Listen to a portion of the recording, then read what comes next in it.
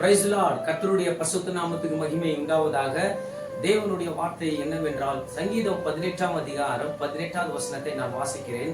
கர்த்தரோ எனக்கு ஆதரவாக இருந்தார். ஆமா, அருமையான தேவனுடைய பிள்ளைகளை, தேவாதி தேவன் நம்மளுக்கு இந்த நாட்களில் சொல்லிக்கொண்ட ஒரு வார்த்தை, நம்மளுக்கு அவர் ஆறுதலாக இருப்பார் என்று பைபிள் சொல்லிக் கொண்டிருக்கிறது. உங்களுக்கு ஆறுதல் தேவையா இருக்கலாம்.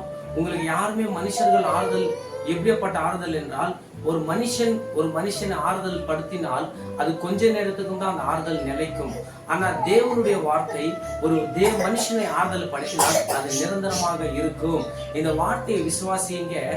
தாவீதுடைய வாழ்க்கையிலே அநேக போராட்டங்கள், அநேக கண்ணீர், அநேக வனாந்தரமான வாழ்க்கை இருந்தது. ஆனா தாவீதுடைய உள்ளம் யார் பலப்படுத்தினது என்றால் கர்த்தர்.